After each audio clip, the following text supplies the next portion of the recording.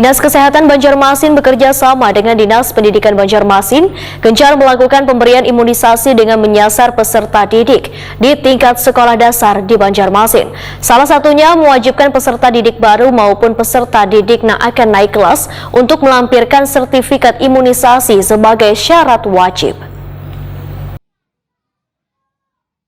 Dinas Kesehatan Banjarmasin bekerjasama dengan Dinas Pendidikan Banjarmasin gencar melakukan pemberian imunisasi dengan menyasar peserta didik di tingkat sekolah dasar di Banjarmasin. Salah satunya mewajibkan peserta didik baru maupun peserta didik yang akan naik kelas untuk melampirkan sertifikat imunisasi sebagai syarat. Kepala Dinas Kesehatan Banjarmasin Dr. Muhammad Ramadan Wahitakuni Prima TV tengah hari Selasa 21 Juni 2022 memandahkan pemberian imunisasi hingga hari ini sudah 31,8% dari target 149.000 orang. Baru maksimalnya pelaksanaan bulan imunisasi anak nasional salah satunya lantaran masih adanya sebagian kewitan kadang mengizinkan anaknya untuk diimunisasi dengan alasan nantinya menimbulkan efek samping. Menurut Muhammad Ramadan, sebagian kuitan anak masih ada yang mempercayai berita hoak terkait bahaya adanya vaksin imunisasi. Padahal, manfaat dari vaksin dan imunisasi sangat baik kesan kekebalan tubuh anak.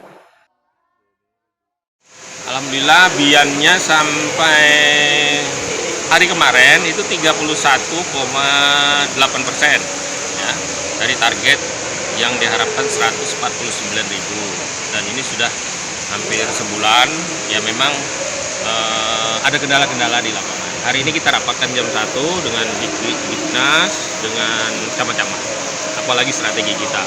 Dan esok akan dilakukan juga rapat dengan pimpinan untuk menindaklanjuti kegiatan-kegiatan strategi apalagi.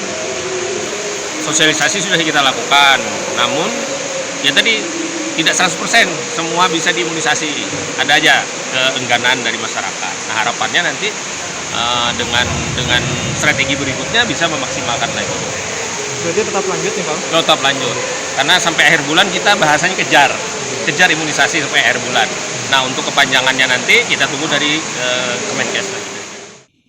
Muhammad Ramadan menambahkan, Dinas Kesehatan dalam waktu dekat akan melaksanakan rapat bersama SKPD terkait membahas strategi baru dari kelanjutan bulan imunisasi anak nasional sekaligus menunggu arahan dari Kementerian Kesehatan.